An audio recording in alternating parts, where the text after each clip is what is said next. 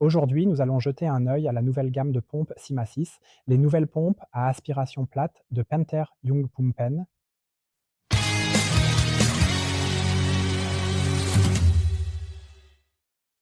Jetons maintenant un coup d'œil à l'intérieur du carton et voyons ce qu'il contient.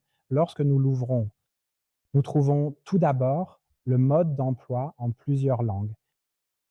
À cela s'ajoute un embout pour tuyau dont nous allons parler dans un instant, le câble de la pompe et enfin la pompe elle-même. Mettons le carton de côté et regardons maintenant la pompe. Dans ce cas, il s'agit de la CMA6S. Cela signifie que l'on remarque immédiatement ici à l'avant le système de régulation de niveau dont elle est équipée.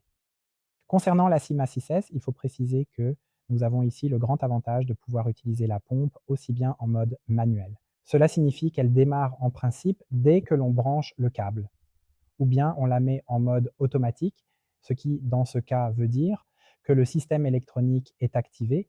La pompe démarre donc automatiquement à un niveau d'eau de 7 mm et pompe ensuite jusqu'à atteindre un niveau résiduel de 2 mm. Regardons maintenant sous la pompe. Là, nous voyons la grille d'entrée. Avec cette pompe, nous avons ici un passage libre de 2 mm.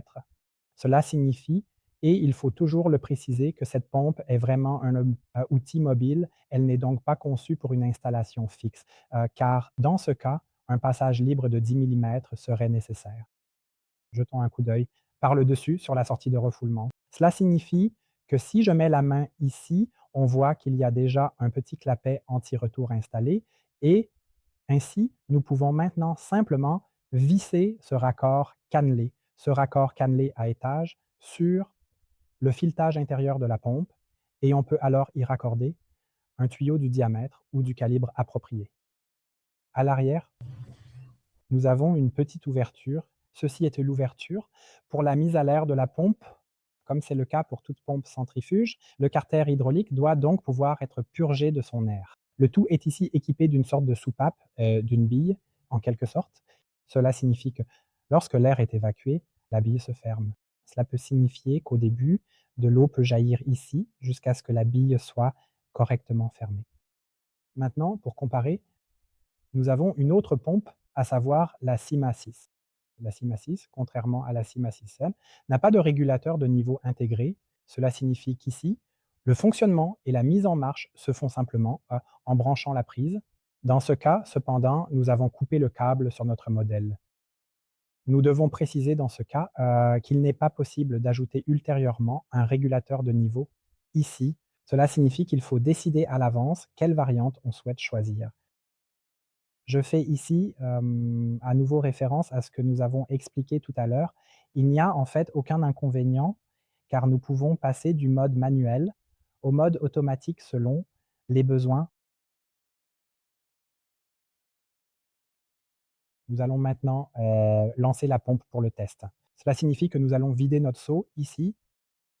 Le contrôle de niveau devrait activer automatiquement la pompe à environ 7 mm.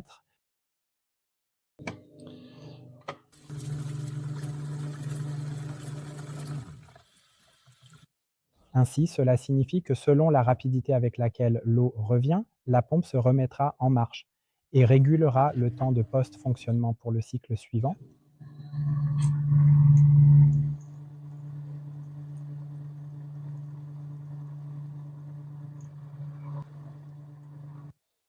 Regardons maintenant le comportement de la pompe lors du dégazage. Cela signifie que nous ajoutons de l'eau et attendons que la pompe démarre.